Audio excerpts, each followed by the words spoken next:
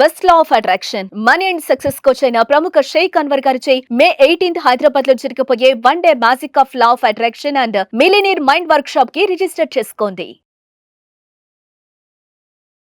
Welcome to Suman TV. నేను మీ Suman TV Nag.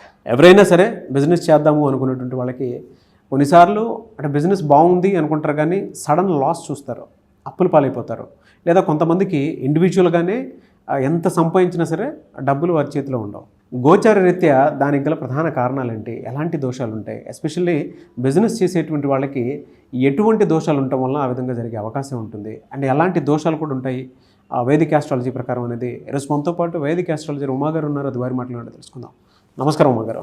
నమస్తే నాగరాజ్ గారు. అకార్డింగ్ టు వేదిక ఆస్ట్రాలజీ కనుక మనం చూసుకుంటే అండి, ఎవరి దగ్గరన్నా డబ్బులు నిలవకుండా ఉండటానికి దానికి గల ప్రధాన కారణాలు ఎలాంటి దోషాలు ఉంటాయి, ఎస్పెషల్లీ బిజినెస్కి వచ్చేటప్పటికి ఎలాంటి దోషాలు ఉండటం వలన వాళ్ళు ఏ బిజినెస్ చేసినా సరే కలిసి రాని అవకాశం ఉంటుందంటారు అసలు? తప్పకుండా అండి.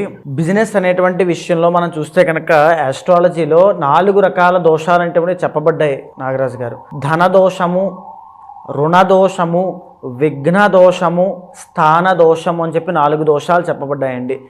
బిజినెస్ ముందుగా మనం ధన దోషం కోసం మాట్లాడుకోవాలి అనుకుంటే, బిజినెస్ చేసేటువంటి అంశము డబ్బులు సంపాదించడం కోసము అనేటువంటి మాట మర్చిపోయి విచ్చలవిడిగా డబ్బులు ఖర్చు పెడుతూ డబ్బులు ఎక్కడ ఇన్వెస్ట్ చేయాలో తెలియనటువంటి పరిస్థితిలో ఇన్వెస్ట్ చేసి, అంటే బిజినెస్ చేస్తున్నామనేటువంటిది డబ్బులు సంపాదించడానికా ఖర్చు పెట్టడానికో తెలియనటువంటి పరిస్థితిలో బిజినెస్ చేసే వాళ్ళకి ఇది చాలా యాప్ట్ అవుతుందండి. ఇది ఎందుచేత వస్తుంది అంటే, యాజ్ పర్ ఆస్ట్రాలజీ చూస్తే the original 7th house business హౌస్గా చెప్పబడింది. ఆ స్థానంలో కనుక రాహు కానీ, అదే స్థానంలో శని భగవానుడు కానీ, అదే స్థానంలో కేతుగ్రహము కానీ ఉన్నట్లయితే, లేదా క్షీణ చంద్రుడు ఉన్నట్లయితే ఖచ్చితంగా బిజినెస్లో ధనదోషము అనేటువంటిది పడుతుంది. దీని మూలాన పెట్టుబడి పెట్టడమే అవుతుంది తప్ప వచ్చేటువంటిది ఏదీ కనబడదు. మనం చూస్తే ఎక్కువ బిజినెస్లు ఇక్కడే ఫెయిల్ అవుతూ ఉంటాయండి. ధనదోషంలోనే ఇరుక్కుపోతుంటారు. ఎందుకు అని అంటే, వాళ్ళు పెట్టుబడి పెడతారు, శాలరీలు వాళ్ళు ఇస్తారు, వాళ్ళ జేబులోంచి వెళ్ళేదే తప్ప వాళ్ళకు వచ్చేటువంటిది ఏదీ ఉండదు. ఒకవేళ మీరు బిజినెస్ చేస్తూ ఈ రకమైనటువంటి ప్రభావాన్ని మీరు చూస్తూ ఉంటే, దీనికి కారణము ధనదోషము. అంటే ధనాన్ని ఎలా పెట్టాలి అంటే, మనం చూసామనుకోండి ఆస్ట్రాలజీలో ద ఒరిజినల్ 12th హౌస్ అండి, అంటే 12వ స్థానము వ్యయస్థానంగా చెప్పబడింది. ఆ స్థానంలో బుధుడు కానీ శుక్రుడు, బుధ శుక్రుల యొక్క కంజంక్షన్ ఉన్నప్పుడు చాలామంది ఏంటంటే వ్యాపార నష్టము అనుకుంటారు. కాదు, ఇన్వెస్ట్మెంట్ అండి, పెట్టుబడి. అంటే కొన్ని యోగాలు వ్యాపార లక్షణాలకి దారితీస్తూ ఉంటాయి. భద్ర మహాపురుష యోగం లాంటి యోగాలు, అలాంటి వాళ్ళకి ఎక్కడ డబ్బులు పెట్టాలి ఏంటో తెలుస్తుంది. ఎప్పుడైతే సరైనటువంటి వ్యాపార యోగం లేనప్పుడు వ్యాపారం పెట్టినట్లయితే ఈ యొక్క ధనదోషం వల్ల తీవ్రమైన నష్టాలు చూస్తారు. అంటే ఇంకా బిజినెస్ దివాళా తీసేయడం తప్ప ఇంకా వేరే మార్గం ఉండదు. ఇది ధనదోషంగా చెప్పబడింది. ఇది జాతకం ద్వారా ఖచ్చితంగా తెలుస్తుంది. అయితే ఇక రెండవది ఏంటి అంటే రుణదోషము అని ఉంటుంది. అంటే చాలామంది అప్పులు తీసుకొచ్చి బిజినెస్ చేస్తుంటారు, తర్వాత బిజినెస్ చేసిన తర్వాత అప్పులు పాలైపోతుంటారు. అంటే వాళ్ళు ఏదైనా పెట్టుబడి పెట్టాలన్నా అప్పే, దాన్ని రన్ చేయాలన్నా అప్పే, అది దివాళీ తీసిన తర్వాత మళ్ళీ అప్పే, దాని మీద మళ్ళీ అప్పు పెడుతూ ఉంటారు. అంటే వ్యాపార లక్షణం, ఏ స్థాయిలో మనం బిజినెస్ పెట్టాలి, ఎంతట్లో బిజినెస్ పెట్టాలి, ఆ డబ్బును మేనేజ్ చేసేటువంటి విధానం కూడా రుణదోషంగా చెప్పబడింది. ఇది కుజుడి యొక్క సంచారం మీద ఆధారపడి ఉంటుంది. రుణదోషము అనే 7th హౌస్లో కుజుడు నీచ స్థితిలో ఉండడము, 7thలో లేకపోతే చంద్రుడు నీచ స్థితిలో ఉండడము, ఇలాంటి పరిస్థితుల్లో వాళ్ళకి తెలియక ప్రాపర్ గైడెన్స్ లేక అప్పులు తీసుకొచ్చి పెట్టడము. చాలామంది చూస్తే ఒక వ్యాపారం పెడతారు, అప్పు తీసుకొచ్చి బయటికి మాత్రం గాంభీర్యం, మేకపోతే గాంభీర్యంలాగా గాంభీర్యం ఉంటుంది. ఆ డబ్బులు తీసుకొచ్చి పెడతారు, మళ్ళీ అప్పులు అయిపోతారు, మళ్ళీ ఇంకో అప్పు తీసుకొచ్చి ఈ అప్పుని కవర్ చేస్తారు. మొత్తానికి దివాళా తీసేంత వరకు వాళ్ళు నష్టపోతున్నారనే విషయాన్ని వాళ్ళు గుర్తించలేరంతే. దీన్ని రుణదోషంగా చెప్పబడింది. దీనివల్ల ఫ్యామిలీ మొత్తం అంతా కొలాప్స్ అయిపోతుందండి. రుణదోషం కనుక ఉంటే జాతకంలో ఎవరు బిజినెస్ పెట్టాలి, ఎవరిది బిజినెస్ నక్షత్రము, ఎవరిది బిజినెస్ యోగం అనేటువంటిది కొన్ని నిర్ణయింపబడ్డాయి. అవి తెలుసుకున్న తర్వాతనే వెళ్ళాలి. జాతకంలో గ్రహాల యొక్క ప్లేస్మెంట్ ఆధారంగా ఏ బిజినెస్ పెడితే బాగుంటుంది. కొంతమంది చూస్తే నాగరాజు గారు పార్ట్నర్షిప్లో వెళ్తారు, పార్ట్నర్ బాగుపడతాడు కానీ ఈ వ్యక్తి తీవ్రమైన నష్టాలు పోతారు. ఇది కూడా ఒక దోషంగా చెప్పబడింది. జాతకం ద్వారా ఈ రుణదోషం ఉందా, లేకపోతే ఉమ్మడి వ్యాపారం చేస్తే బాగుంటుందా, లేకపోతే స్వతహాగా ఇండిపెండెంట్గా చేస్తే బాగుంటుందో తెలుసుకుని ముందుకు వెళ్ళాలి. ప్రతి గ్రహానికి సంబంధించి కొన్ని కారకత్వాలు చెప్పబడ్డాయి. ఫుడ్ బిజినెస్ పెడితే బాగుంటుందా, లేకపోతే బట్టల బిజినెస్ పెడితే బాగుంటుందా, ప్రొవిజనల్ స్టోర్స్ పెడితే బాగుంటుందా, వైన్ షాప్ పెడితే బాగుంటుందా, రెస్టారెంట్స్ పెడితే బాగుంటుందా, ఇలాంటివన్నీ కూడా జాతకంలో ఆల్రెడీ నిర్ణయింపబడతాయి. అది తెలియక మనము రుణదోషము ధనదోషం ద్వారా తొందరపడి పెట్టడం వలన ఈ యొక్క రుణదోషము ధనదోషం అనేటువంటి దాంట్లో ఇరుక్కుని తీవ్రమైన నష్టాలు పోతారు నాగరాజు గారు. ఇక మూడోది ఏంటంటే విఘ్న దోషము అని ఉంటుంది. దీనివల్ల ఏంటంటే కన్సిస్టెన్సీ ఉండదు వాళ్ళకి. ఏదో బిజినెస్ పెట్టాలి, ఏదో ఒక పని చేయాలి కాబట్టి బిజినెస్ చేయాలి, ఏదో బాగానే ఉంటుందా అంటే బాగానే ఉంటుంది. ఆ బిజినెస్ ఎందుకు పెట్టారో, ఎలా పెట్టారో ఏంటో కూడా తెలియని పరిస్థితిలో బిజినెస్ పెడతారు. దాన్ని నడిపేటువంటి అవగాహన, దాని మీద ఏ అవగాహన వాళ్ళకు ఉండదు. అక్కడ ఎక్కడ పెడుతున్నారో ఏం చేస్తున్నారో కూడా చూసుకోవాల్సిన బాధ్యత వాళ్ళకు ఉండదు. సో బిజినెస్ యోగం లేని వాళ్ళు కనుక ఈ యొక్క బిజినెస్ పెడితే విఘ్న దోషము అనేటువంటిది వస్తుంది. అంటే పెట్టినటువంటి కొన్ని రోజులకే మూసేయాల్సి వస్తుంది, అమ్మేయాల్సి వస్తుంది, తక్కువ రేటుకి ఇచ్చేయాల్సి వస్తుంది. అంటే ఇంకా పోతుంది. అది డబ్బులు లాస్ అయినా ఉన్నా లేకపోయినా బిజినెస్ పోవడం అంతే. ఏదో బిజినెస్ పెట్టాడు లాస్ అయ్యాడు అంతే. దాన్ని విఘ్న దోషము అంటారు. ఇది జాతకంలో గురుబలం కనుక లేకపోతే ఇలాగే జరుగుతుంది. అంటే సెటిల్మెంట్ దోషాల్లో, అంటే ఫర్ సపోజ్ పాతక అని పిలువబడేటువంటి కాలసర్ప దోషంలో కొంతమంది మనం చూస్తే 33 సంవత్సరాలు వచ్చేంత వరకు కూడా ఆ బిజినెస్ పెట్టి ఈ బిజినెస్ పెట్టి ఈ జాబ్లో జాయిన్ అయ్యి మానేసి అవి చేసి ఇవి చేసి లాస్ట్కి ఏదో ఒక దాంట్లో సెటిల్ అవుతారు. ఇవి మధ్యలో ఎన్నైతే చేశారో ఇవన్నీ కూడా విఘ్న దోషం వల్ల వచ్చినటువంటి దోషాలు. అందుకే బిజినెస్లో తీవ్రమైన నష్టాలు చూస్తారు. దీనికి పరిహారం ఏమిటి అంటే, ఆ ఏదైతే విఘ్న దోషానికి కారణమవుతోందో కేతు గ్రహము మేజర్గా అండి. కేతు టెంపరీ ప్లానెట్ అండి, చంచల స్వభావి, అంటే ఒకదాని మీద స్టేబుల్గా ఉండలేడు ఆయన. సో ఆ కేతు గ్రహానికి సంబంధించిన దోషాన్ని ఈ విఘ్న దోషంగా చెప్పబడింది. అయితే అన్నిటికంటే ఆఖరిది 4వది ఏంటి అంటే స్థాన దోషము. ఏ బిజినెస్ ఎక్కడ పెట్టాలి, ఎలా పెట్టాలి అని తెలియక రాంగ్ ప్లేస్మెంట్లో పెట్టడము, లేదా పెట్టినటువంటి బిజినెస్ వాస్తుకు విరుద్ధంగా ఉండడము, లేదా ఆ స్థానము ఏదైతే ఉందో అక్కడ విపరీత నెగిటివ్ ఎనర్జీ మనం చూస్తూ ఉంటామండి. ఏదైనా స్థలం, మనం నివసించేటువంటి స్థలమైనా వ్యాపార స్థలమైనా అది శుద్ధిగా ఉండాలి. అక్కడ ఏదైనా జంతువులు చనిపోయి ఉండొచ్చు, ఏదైనా హాని కలిగి ఉండొచ్చు, ఏదో ఒక ఇబ్బంది జరిగి ఉండొచ్చు. అలాంటి స్థలాల్లో కనుక ఏదైనా వ్యాపారం పెట్టినట్లయితే, అది తెలియక ముందుకు వెళ్ళినట్లయితే తీవ్రమైన నష్టాలు చూస్తారు. వ్యాపారం పెట్టిన తర్వాత నష్టపోవడమే కాదు, ఫ్యామిలీ లైఫ్లో కూడా, పర్సనల్ లైఫ్లో కూడా తీవ్రమైన నష్టాలు ఉంటాయండి, డ్యామేజ్ ఉంటుంది. ఆ వ్యాపారం పెట్టిన తర్వాతే మాకు ఇలా అయిపోయిందండి, ఆ ఇంటికి వెళ్ళాక ఇలా అయిపోయిందండి, ఆ షాప్ ఓపెన్ చేశాక ఇలా అయిపోయిందని వింటూ ఉంటామండి. దీన్ని స్థాన దోషము అంటారు. ఇది 4వ స్థానాన్ని బట్టి మనం ఖచ్చితంగా తెలుసుకోవచ్చు. ఒకవేళ 4వ స్థానంలో ఏ రాహుగ్రహం ఉండి ఆ అంతర్దశలు నడుస్తున్నప్పుడు ఖచ్చితంగా ఇలాంటి రాంగ్ డైరెక్షన్లోకి వెళ్ళి ఆ స్థాన దోషం ఉన్నటువంటి ఇళ్లలో కానీ, స్థాన దోషం ఉన్నటువంటి బిజినెస్లు పెట్టడం కానీ ఖచ్చితంగా జరుగుతాయి. అంటే మీరు చెప్పినటువంటి ఈ 4 దోషాల్లో సింహరాశి వారికి జనరల్గా ఏముండే అవకాశం ఉంటుంది? అండ్ గోచారీత్యా చూసుకుంటే ఇండివిజువల్గా అసలు ఎలా ఉంటుందండి వాళ్ళకి?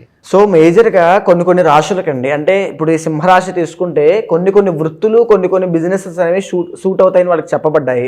సో ఇక్కడ చూడండి, బుధుడు ఏ ప్లేసెస్కి, ఏ హౌసెస్కి కారకత్వం వహిస్తున్నారంటే 2nd and 11th లార్డ్ అండి. అంటే బిజినెస్ అనేటువంటిది అద్భుతంగా వీళ్ళకి చాలా బాగుంటుంది. And the original 10th lord శుక్రుడు అవుతారు. అంటే జాబ్ చేసి ఎక్కడో పని చేసే 20,000 30,000 మీరు సంపాదిస్తున్నారు సింహరాశిలో అంటే you are in the wrong path. ఈ మాట వాస్తవము. సింహరాశి వాళ్ళకి బిజినెస్ అనేటువంటిది ఇండిపెండెంట్గా వాళ్ళ స్కిల్ మీద డెవలప్ చేసుకుని డబ్బు సంపాదించేటువంటిదే వాళ్ళకి చాలా బాగుంటుంది. ఈ మాట బాగా గుర్తుపెట్టుకోండి.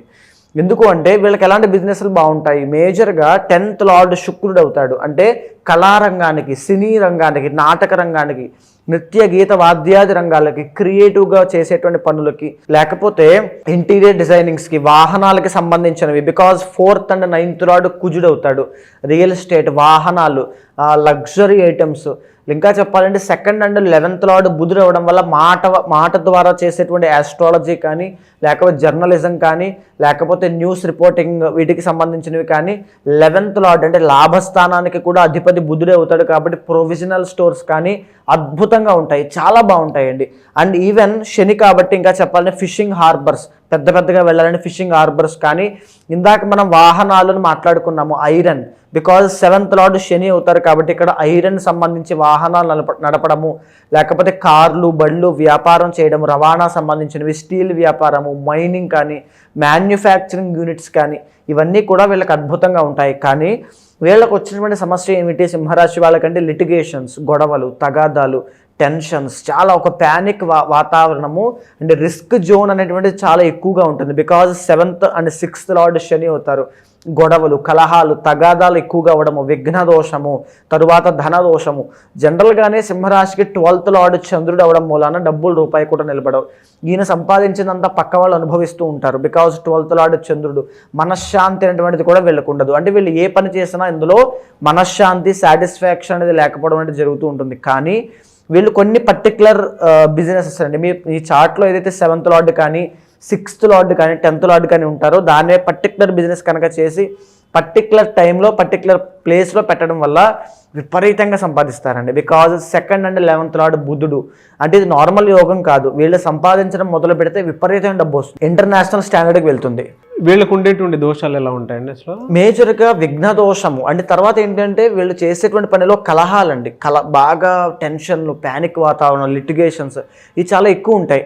సో ఇవి తట్టుకోలేక గివప్ ఇచ్చేద్దాం అనేటువంటి భయము, బాధ అవన్నీ క్రియేట్ అవుతాయి వీళ్ళకి. కానీ డబ్బు విపరీతంగా వస్తుంది, సంపాదిస్తే కానీ నిలబడదు అది. 12th లార్డ్ చంద్రుడు.